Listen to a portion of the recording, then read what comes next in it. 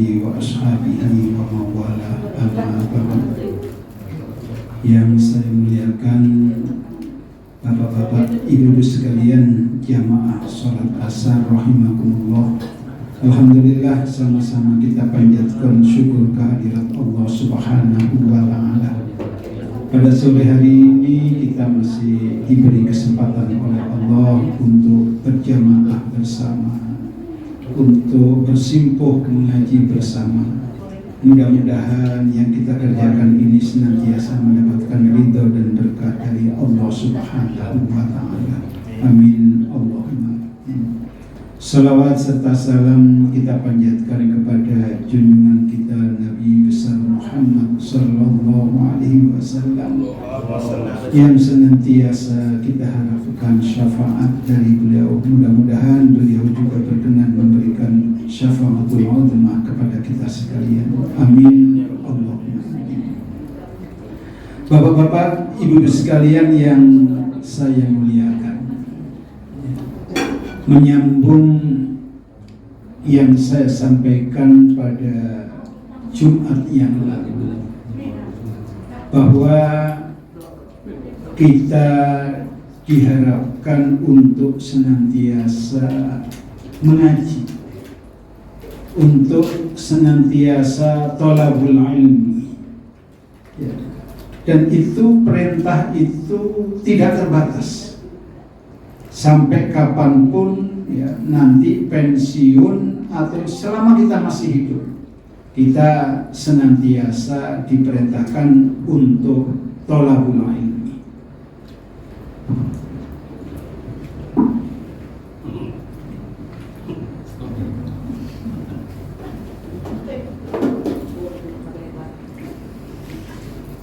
Kalau kita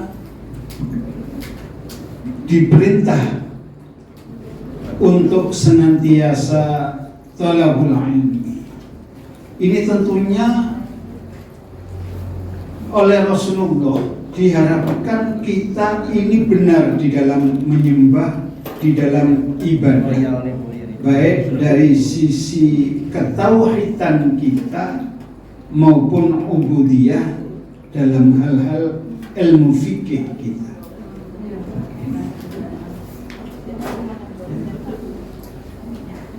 Dan yang namanya thalabul ilmi itu, bapak-bapak ibu sekalian, ya, itu tidak bisa kita belajar hanya dari HP, ya, dari konten-konten. Tetapi belajar itu harus ada orang yang mengajarkan kepada kita. Ya, karena kalau kita baca konten itu tentunya yang disampaikan itu sesuai yang dikehendaki, yang diyakini oleh yang menulis itu. Apalagi kalau isinya tidak ada landasan kitab-kitabnya. Ini.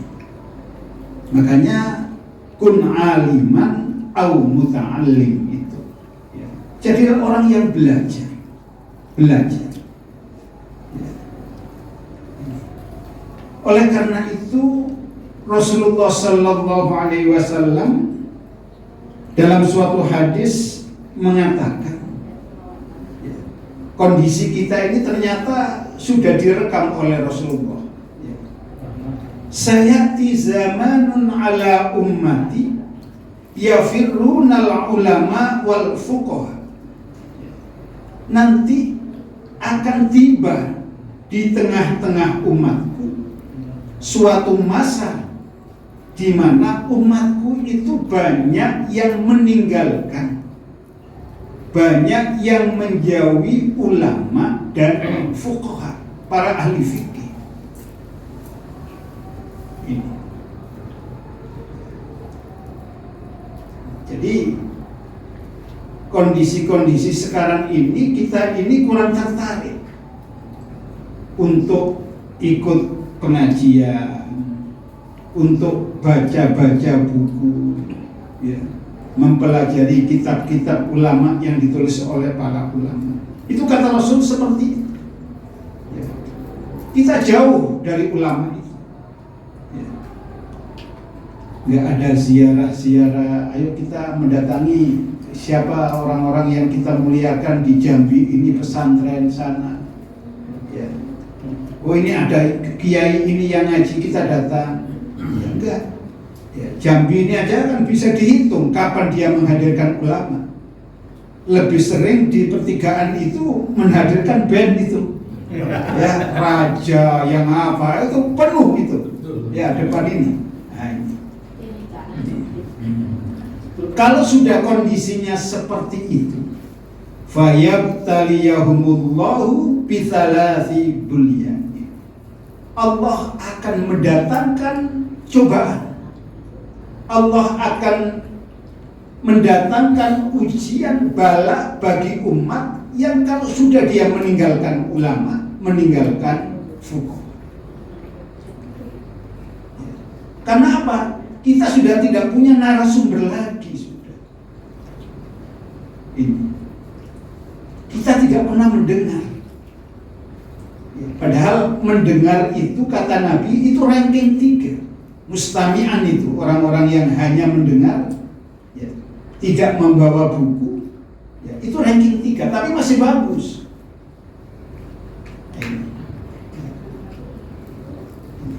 Masih bagus, masih kita datang di majelis-majelis ilmu. Ya. Jadi ada 3 cobaan yang akan diberikan kepada umat pada masa kalau orang-orang sudah parah meninggalkan fuqaha. Awaluha, yang pertama, yarfa'illahul barakata min kasbihi. Allah akan mengangkat, menghilangkan barokah dari hasil usahanya. Ya, gaji lepas begitu saja, cepat habis. Ini ya, tanggal 1 cari keramik lah ya. Ya. Ini. Jadi cepat habis. Ya. Jadi kadang-kadang ya seperti kita sekarang ini kondisi kita. Ya, anak-anak itu kalau kita beri uang kan cepat habis. Bagaimana tidak habis? Kalau dulu kita makan itu apa yang di meja, yang dimasak orang tua, kita makan. Kalau anak-anak kita lain sekarang. Apa istilahnya itu? GoFood. Biarpun ada mamanya masak, GoFood. Ya. Nah, ini kan sudah menghilangkan anggaran rumah tangga itu. Ya. Ini. Ya, sudah boros sudah. Ya. Karena apa? Karena sudah tidak pernah dia memahami bagaimana apa itu mubazir, gak ngerti lagi. Ya. Kadang-kadang beli makanan banyak-banyak nggak habis. Itu kan mubazir itu. Ya. Padahal dikatakan oleh Nabi, innal mubazirina kana ikhwanus saya. Itu hilang. Kenapa? Karena kita sudah tidak pernah mendengar lagi ceramah-ceramah dari para ulama. Jadi barokahnya nggak ada. Ya. Istilahnya gali lubang, tutup lubang. Habis, nggak bisa kita menghargai uang yang kita. Dalam artian apa? Kenapa? Tidak tahu ilmu bagaimana cara mensyukuri rezeki yang diberikan oleh Allah. Gak ada takutnya kita. Padahal kata Allah dalam hadis qudsi, ya, kalau kita ini sudah tidak pandai mensyukuri nikmat-nikmat Allah, falyattakhidh Rabban siwa. Ini kata Allah. Jadi kalau kamu kata Allah kalau sudah tidak bisa mensyukuri rezeki, sudah mengeluh saja, ya, padahal aku yang memberikan rezeki, carilah Tuhan selain aku. sudah nada-nada keras marah itu kan Allah kan. Ya seperti kita. Ya. Ya kalau kamu sudah nggak mau seperti itu, udahlah cari bapak yang lain, cari mama yang lain. Pada anak kan gitu. Ya. Tapi ibu-ibu jangan bapaknya seperti itu. Cari mama yang lain, berangkat nanti. OTW kan. Ya, untuk anak ini, untuk anak, ya. Nah, kalau anaknya kayak gitu, dimarahi. Udah, kalau kamu nggak cocok sama masakanku, sama apa, cari ibu yang lain kamu. Atau itu, ya. Seperti itu. Nah, tapi bapakmu jangan dikasih tahu seperti itu. Nah, itu ya. Jadi nggak ada artinya apa-apa karena tidak pandai mensyukuri, semuanya serba kurang. Ini. Ya. Jadi intinya barokah itu kan bersambung, ya dalam artian cukup. Para ulama mengatakan barokah itu apa? Ziyadatul khair. Ya. Tambah kebaikan dari makanan untuk anak, untuk suami, untuk istri. Ziyadatul khair. Bertambah kebaikan sehari-hari dalam kehidupan kita. Padahal itu tadi kata Nabi, kalau kamu sudah jauh dari ulama, Allah angkat, Allah hilangkan barokahnya itu. Itu cobaan yang pertama kali kalau kita sudah tidak kenal lagi dengan ulama.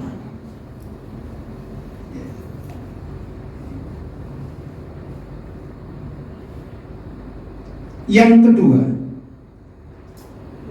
yusallitullahu ta'ala alaihim sultanan zaliman. Hati-hati. Jadi Allah akan memberikan pimpinan bagi kita sultanan zaliman, pemimpin yang zalim. Kalau kita sudah jauh dari ulama. Karena apa? Istilahnya pinjam istilah dari Kiai Mustafa Bisri itu, ya. Kalau kampung itu kampung maling, maka pimpinannya juga maling. Gitu.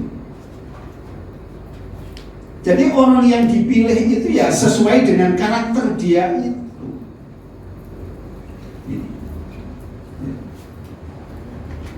Jadi kita tidak melihat lagi, oh ini orang yang mempunyai nilai-nilai agama. Karena tidak mungkin orang lain akan memperjuangkan agama kita. Ini. Jadi Allah akan mengganti pimpinan dengan pimpinan yang zalim. Kalau kita sudah juga, kenapa? Orang yang jauh dari ulama, orang yang tidak memahami agama, tidak bisa memilah. Ini mana yang hak, mana yang mana yang ini kalau tahu orang-orang bisa untuk kampanye ini. Bisa Pak. Tinggal nambah dikit aja Pak. Ujung aja. Ya, ini yang kedua. Makanya kita harus terus mendidik anak kita, mengingatkan. Ya. Kita dekatkan dia dalam ke pesantren dan sebagainya. Kita sekolahkan di sekolah agama. Akan mendapatkan nasihat-nasihat dari guru-gurunya. Ini insya Allah dia akan menjadi orang yang soleh. Insya Allah kalau orang soleh, anak soleh memilih juga pimpinan yang soleh, termasuk Pak Jumanisa.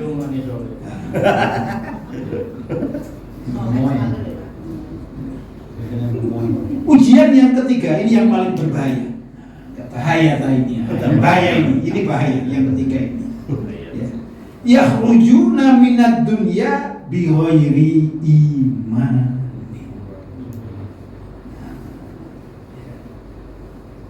Keluar dari dunia dalam artian masuk kubur. Nah, ini keluar sudah nggak mau lagi di atas, masuk dia. Ya, bi ghairi iman, dengan tanpa membawa iman. Kenapa nggak ada yang ngajar dan tidak mau belajar? Ini Akibatnya apa? Akibat dia tidak dekat dengan orang yang ahli. Ini anak-anak kita, ya, bagaimanapun juga, ya, harus tetap kita ingatkan. Bagaimana dia bisa senang dengan ulama. Ya, karena Allah sendiri mengatakan innama yahsallaha min ibadihi al-ulama. Jadi hamba Allah yang paling takut kepada Allah tidak lain, tidak ada yang melebihi dari para ulama. Ini Allah yang mengatakan. Dalam artian orang-orang yang berilmu. Ini banyak penafsiran. Yang namanya kaitan yakhsyallah itu orang-orang yang faham akan ilmu tauhid, tasawuf dan sebagainya. Itu karena ilmu tasawuf itu ilmu untuk mendekatkan diri kepada Allah. Ini kan paling bahaya nih, kalau sempat kita mati, ya, ternyata kita tidak membawa iman. Kenapa? Ya, karena sudah hubbud dunya wa karahiyatul maut, itu sudah gandengan. Ya, orang itu kalau kuat kecintaannya kepada dunia, maka dia kuat pula takutnya untuk mati. Gitu.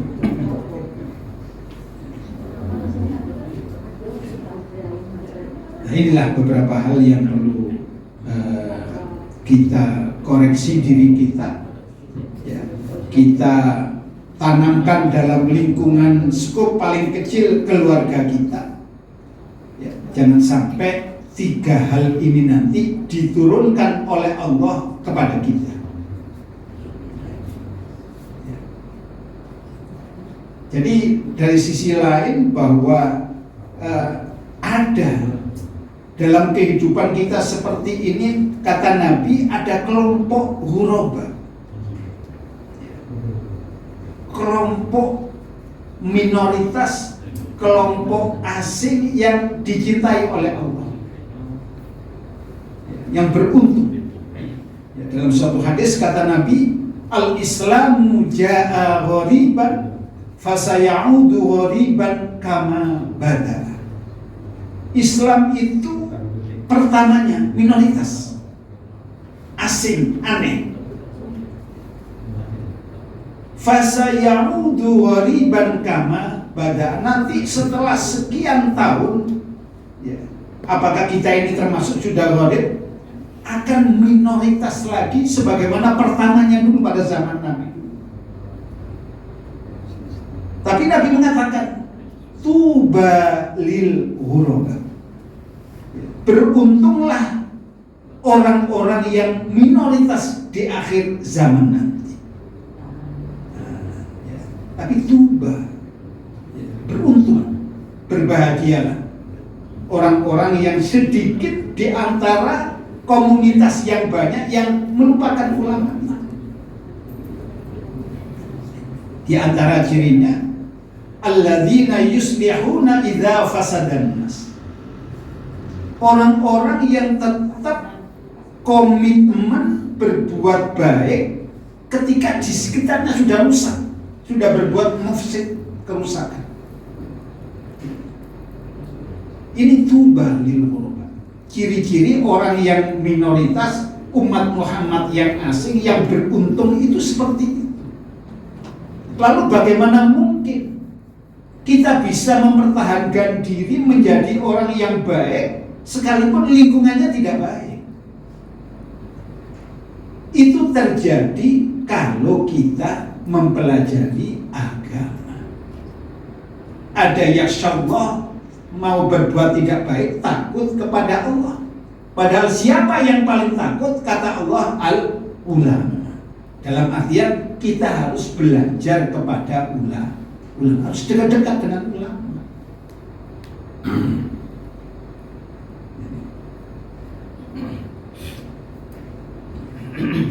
fenomena kan sudah kita nyata dilihat di sini. Asal ada ulang tahun, ya daerah kita ini kan mesti band yang itu, ya. Sampai malam mulai sore. Karena itulah yang menarik itu kan seperti itu.